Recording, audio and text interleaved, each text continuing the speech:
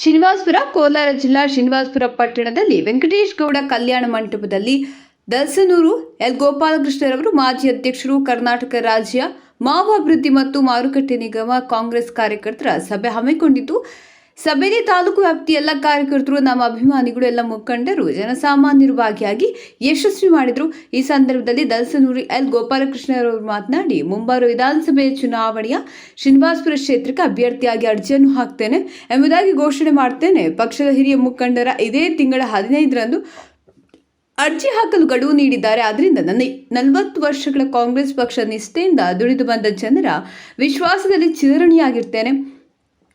ಆದ ಕಾರಣ ಒಂದು ಬಾರಿ ಅವಕಾಶ ನೀಡಬೇಕು ಎಂಬುದಾಗಿ ನನ್ನ ವೈಯಕ್ತಿಕವಾಗಿ ಈ ಕ್ಷೇತ್ರದಲ್ಲಿ ಅಭ್ಯರ್ಥಿಯಾಗಿ ಸ್ಪರ್ಧಿಸಲು ಜನರ ಆಶೀರ್ವಾದ ನೀಡಿದ್ದಾರೆ ಎಂಬುದಾಗಿ ತಿಳಿಸಿದರು. ನನ್ನ ಜೀವನದಲ್ಲಿ ಇದು ಸಭೆ ಮಹತ್ವದ ದಿನ. ಜನಸಾಮಾನ್ಯರ ಅಪೂರ್ವ ಸ್ವಾಗತ ನೀಡಿದ್ದಾರೆ. ಜನರ ಋಣ ತೀರಿಸಲು ಸಾಯುವವರೆಗೂ ಆಗುವುದಿಲ್ಲ. ಕಾಂಗ್ರೆಸ್ ಪಕ್ಷ ಬಿಟ್ಟು ಬೇರೆ ಪಕ್ಷಕ್ಕೆ ಹೋಗುವುದಿಲ್ಲ.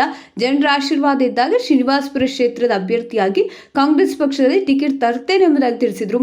ಈ ಸಂದರ್ಭದಲ್ಲಿ ಹಿರಿಯ ಮುಖಂಡ, ಪಕ್ಷ ನಿಷ್ಠಾವಂತ ಶೇಷಾಪುರ ಗೋಪಾಲಣ್ಣರವರು ಮಾತನಾಡಿ, ಮುಂದಿನ ಚುನಾವಣೆಯಲ್ಲಿ ಗೋಪಾಲಕೃಷ್ಣರವರಿಗೆ ಟಿಕೆಟ್ಗೋಸ್ಕರ ಶ್ರೀನಿವಾಸಪುರದಿಂದ ಡೆಲ್ಲಿವರೆಗೆ ನಮ್ಮ ಬೆಂಬಲಿಗರು ಹೋಗ್ತೇವೆ ಎಂಬುದಾಗಿ ಎಚ್ಚರಿಕೆ ನೀಡಿದರು. ಈಗ ಹಾಲಿ ಶಾಸಕರು ನಾನು ನಿವೃತ್ತ ಮಾಡ್ತೇನೆ ಎಂದು ಹೇಳಿದ ಮಾತುಗಳು ನೆನಪಿಸಿಕೊಳ್ಳಿ. ನಾವು ಮಾಡಿದ ಸಹಕಾರವೂ ಆಗಿದೆ. ಈಗ ಟಿಕೆಟ್ ಬಿಟ್ಟು ಕೊಡುವುದಾಗಿ ಹೇಳಿದರು. ನಿಮ್ಗಳ ರಾಜಕಾರಣ ವಿಚಾರದಲ್ಲಿ ನಾವು ಪಕ್ಷದಲ್ಲಿ ನಿಷ್ಠೆಯಿಂದ ದುಡಿದು ಬಂದಿದ್ದೇವೆ. ಗೋಪಾಲಕೃಷ್ಣರವರ ನಿಮ್ಮ ಹೋರಾಟಕ್ಕೆ ನಮ್ಮೆಲ್ಲರ ಸಹಕಾರ ಸದಾ ಇದೆ ಎಂಬುದಾಗಿ ಶೇಷಾಪುರ ಗೋಪಾಲಣ್ಣರವರು ಈ ಸಂದರ್ಭದಲ್ಲಿ ವ್ಯಕ್ತಪಡಿಸಿದರು. ಈ ಸಂದರ್ಭದಲ್ಲಿ ಹಿರಿಯ ಮುಖಂಡರಾದ ಬೆಟ್ಟಪ್ಪನವರು, ಪಾಳ್ಯ ಗೋಪಾಲ್ ರೆಡ್ಡಿ, ಹೂವಳ್ಳಿ ಬಾಬು, ಸಂಪತ್ ಕುಮಾರ್, ಮಸ್ತೇನಹಳ್ಳಿ ಗ್ರಾಮ ಪಂಚಾಯಿತಿ ಅಧ್ಯಕ್ಷರಾದ ರವಿಕುಮಾರ್ ಅವರು, ದಲ್ಸನೂರು ಪಂಚಾಯಿತಿ ಅಧ್ಯಕ್ಷರು, ಉಪಾಧ್ಯಕ್ಷರು, ಸದಸ್ಯರು, ಮುಖಂಡರು, ಊರಿನ ಜನಸಾಮಾನ್ಯರು ಉಪಸ್ಥಿತರಿದ್ದರು.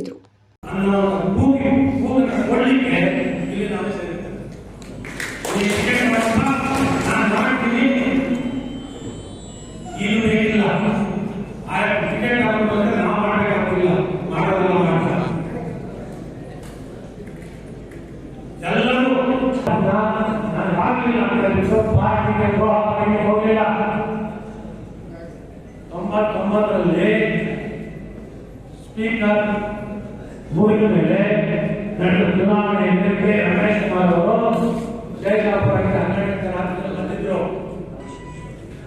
ಶೇಷಾಪುರಕ್ಕೆ 12 ರಾತ್ರಿಯಲ್ಲಿ ಬಂದಿದ್ರು. ಚುನಾವಣೆಗೆ ಹೋಗಿ ಸಮುಚಿತವಾಗಿ ಎಲ್ಲ ಚೆನ್ನಾಗಿದೆಯಪ್ಪ, ದಯವಿಟ್ಟು ನೀವು ಆಗ್ರಹ ಮಾಡಿ ಡಾಕ್ಟರ್ ಗೋಪಾಲಕೃಷ್ಣ ಅವರಿಗೆ ಸ್ವಲ್ಪ ಮಾತಾಡಿ ಅಂತ ಬಂದಿದ್ರು. ನಾವು ಆಯ್ಕೆ ಸ್ವಲ್ಪ ಮಾತಾಡಬೇಕು ಹೇಳಿದ್ವಿ. ಇದನ್ನ ನಾವೆಲ್ಲ ಒಟ್ಟಿಗೆ ಅರ್ಥ ಮಾಡ್ಕೊಳ್ಬೇಕಾಗಿದೆ. ಇದರ ಪ್ರಯತ್ನ ಮಾಡೋ ಜವಾಬ್ದಾರಿ ನೀವು ಬಹಳಷ್ಟು ಕಾಂಗ್ರೆಸ್ ನಾಯಕರು ಎಲ್ಲ ಇದ್ದೀರಿ. ಒಬ್ಬ ಅವರಿಗೆ ಅವರು ಆಗಿದ್ದಾರೆ, 5 ಎಂ.ಎಲ್. ಆಗಿದ್ದಾರೆ.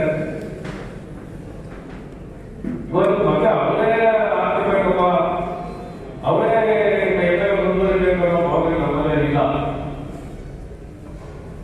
ಸಂದರ್ಭ ನಾವು ಕಾಂಗ್ರೆಸ್ ಮತ್ತೆ ಸೇರ್ತೀವ. ಪಾರ್ಟಿ ಕಟ್ಟಿದ್ದಾರೆ, 2 ಸಾರಿ ಎಂ.ಎಲ್. ಸತತ ಆಗಿದ್ದಾರೆ ಕಾಂಗ್ರೆಸ್ ನಲ್ಲಿ. ಎಲ್ಲ ಕಡೆ ಅವರ ಅಭಿವೃದ್ಧಿ ಕೆಲಸ ಆಗಿದೆ. ಎಲ್ಲ ಜನಾಂಗಕ್ಕೂ ಅವರು ನಾಯಕರು ಕಂಡಿದ್ದಾರೆ. ಅವರು ಕಠಿಣವಾದ ಕೊಂಡಲ್ಲ, ಅವರು ಒಂದು ಕೋಲಿ ಕೂತ್ಕೊಂಡು, ಅವರು ಪಾಠ ಕೂತ್ಕೊಂಡು, ಅವರು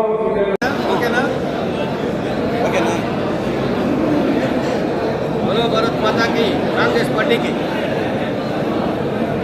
ಇವತ್ತಿನ ಈ ಸಭೆ ಮುಂಬರುವ 2023ರ ವಿಧಾನಸಭಾ ಚುನಾವಣೆಗೆ ಶ್ರೀನಿವಾಸಪುರ ವಿಧಾನಸಭಾ ಕ್ಷೇತ್ರದಿಂದ ಕಾಂಗ್ರೆಸ್ ಪಕ್ಷದ ಆಕಾಂಕ್ಷಿಯಾಗಿ ಚುನಾವಣೆಗೆ ಸ್ಪರ್ಧಿಸಲು ಅರ್ಜಿ ಹಾಕ್ತಾ ಇದ್ದೀನಿ. ಬಿ ಫಾರಂ ತಗೊಳ್ಳೋದಕ್ಕೆ 15ನೇ ತಾರೀಕು ಇದೇ ತಿಂಗಳು ಪ್ರದೇಶ ಕಾಂಗ್ರೆಸ್ ಸಮಿತಿಯ ಅಧ್ಯಕ್ಷರು ಶಿವಕುಮಾರ್ ಅವರು ಪ್ರಕಟಣೆ ಮಾಡಿ ಗಡುವು ಕೊಟ್ಟಿದ್ದಾರೆ. ಅರ್ಜಿ ಸಲ್ಲಿಸೋರು ಈ 15ರೊಳಗಾಗಿ ಸಲ್ಲಿಸಬೇಕು ಆಕಾಂಕ್ಷಿಗಳು ಅಂತ. ಅರ್ಜಿಯನ್ನು ಸಲ್ಲಿಸೋದಕ್ಕೆ ಮೊದಲು ನಮ್ಮ ಕ್ಷೇತ್ರದ ಕಾರ್ಯಕರ್ತರನ್ನು ಸಭೆ ಕರೆದು ಅವರ ಅಭಿಪ್ರಾಯ, ಅವರ ಆಶೀರ್ವಾದ, ಅವರ ಸಹಕಾರ, ಬೆಂಬಲವನ್ನು ಕೋರೋದ್ರ ಮುಖಾಂತರ ಈ ಸಭೆಯನ್ನು ಕರೆದಿರ್ತಕ್ಕಂಥದ್ದು. ನನ್ನ 40 ವರ್ಷಗಳ ರಾಜಕೀಯ ಕಾಂಗ್ರೆಸ್ ಜೀವನದಲ್ಲಿ ನನಗೆ ಈ ಒಂದು ಪಕ್ಷ ನಿಷ್ಠೆಯನ್ನು, ನನ್ನ ಸೇವೆಯನ್ನು ಜನ ಗುರುತಿಸಿ ಒಂದು ಬಾರಿಗೆ ನನಗೆ ಈ ಒಂದು ವಿಧಾನಸಭೆಗೆ ಅವಕಾಶ ಮಾಡಿಕೊಡಬೇಕು ಅಂತೇಳಿ ಕೇಳಿ ಜನರ ಆಶೀರ್ವಾದ ಪಡೆಯೋಣ ಅಂತೇಳಿ ಕರೆದಿದ್ದು ಅಭೂತಪೂರ್ವವಾದಂಥ ಸ್ವಾಗತ ಸಿಕ್ಕಿದೆ. ಭಾಳ ಬೃಹತ್ ಸಂಖ್ಯೆಯಲ್ಲಿ ನಮ್ಮ ಕಾರ್ಯಕರ್ತರು, ನನ್ನ ಅಭಿಮಾನಿಗಳು ಈ ಸಭೆಗೆ ಬಂದಿರತಕ್ಕಂಥದ್ದು ನನಗೆ ಬಹಳ ಸಂತೋಷ ಆಗಿದೆ. ನನ್ನ ಜೀವನದಲ್ಲಿ ನಾನು ರಾಜಕೀಯವಾಗಿ ಇವತ್ತು ಇದು ಬಹಳ ಮಹತ್ವದ ದಿನ.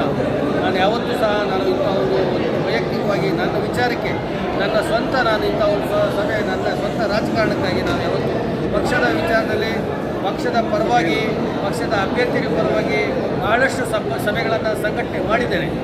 ಆದರೆ ನನ್ನ ಒಂದು ವೈಯಕ್ತಿಕ ಇಂಥ ಒಂದು ಭಾಳ ಕ್ಲಿಷ್ಟವಾದಂಥ ಇಂಥ ಒಂದು ಕ್ಷೇತ್ರದಲ್ಲಿ ಇಂಥ ಒಂದು ವಿಷಯಕ್ಕೆ ಜನ ಈ ಥರ ಬಂದು ನನಗೆ ಸ್ವಾಗತಿಸ್ತಾರೆ ಅಂತಕ್ಕಂಥದ್ದು ನಾನು ಊಹೆ ಮಾಡಿರಲಿಲ್ಲ. ನನಗೆ ಬಹಳ ಸಂತೋಷ ಆಗಿದೆ. ನನಗೆ ಬಹಳ ಆಶಾವಾದಿಯಾಗಿದ್ದೇನೆ. ನಾನು ಪ್ರಯತ್ನ ಕೂಡ ದೇವರು ನನಗೆ ಒಳ್ಳೆಯದಾಗ್ತದೆ, ನನಗೆ ಟಿಕೆಟ್ ಸಿಗ್ತದೆ ಅನ್ನೋ ಒಂದು ಭರವಸೆ ಇದೆ. ಟಿಕೆಟ್ ಸಿಕ್ಕಿದರೆ ನನಗೆ ಚುನಾವಣೆ ಟಿಕೆಟ್ ಸಿಕ್ಕಿದ ದಿವಸನೇ ನಾನು ಗೆಲುವು ಖಚಿತ ಅಂತಕ್ಕಂಥದ್ದು ಕೂಡ ನನಗೆ ಆಸೆ, ಒಂದು ನಂಬಿಕೆ ಇದೆ ಅಂತ ಹೇಳ್ತಾ ನಿಮಗೆ ನನ್ನ ವಂದನೆಗಳು ಅಂತ ಹೇಳ್ತಾ ನಮಸ್ಕಾರ. ಇಲ್ಲಪ್ಪ, ಕಾಂಗ್ರೆಸ್ ಬಿಟ್ಟು ಬೇರೆ ಪಕ್ಷದ ವಿಚಾರನೇ ಇಲ್ಲ. ಯಾರಿಗೆ ಕಾಂಗ್ರೆಸ್ ಸಿಕ್ಕಿದ್ರೆ ಅವ್ರಿಗೆ ನಾವು ಕೆಲಸ ಮಾಡ್ತೀವಿ. ನಾವು ಪಕ್ಷದ ಸಿದ್ಧಾಂತ, ಪಕ್ಷದ ನಿಷ್ಠೆ, ಎಲ್ಲ ರಾಜಕಾರಣ ಅಂದರೆ ಉಳಿಯೋಕ್ಕೋಯ ನಾನು ಹೇಳಿಲ್ಲ.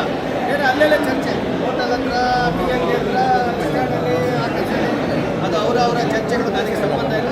ಕಾಂಗ್ರೆಸ್ ಪಕ್ಷದಲ್ಲಿ ಪ್ರಯತ್ನ ಮಾಡ್ತೇನೆ, ಕೊಟ್ಟರೆ ಚುನಾವಣೆ ನಡೆಸ್ತೇನೆ, ಕಾಂಗ್ರೆಸ್ಗೆ ಒಂದು ಸೀಟನ್ನು ಗೆದ್ದುಕೊಡ್ತೇನೆ. ಕ್ಷೇತ್ರದಲ್ಲಿ ಕಾಂಗ್ರೆಸ್ ಜನರ ಸೇವೆ ಮಾಡ್ತೀನಿ, ಕ್ಷೇತ್ರದ ಜನರ ಸೇವೆ ಮಾಡ್ತೀನಿ, ಕಾಂಗ್ರೆಸ್ಸನ್ನು ಕಟ್ತೇನೆ ಅಂತ ಹೇಳ್ತಕ್ಕಂಥ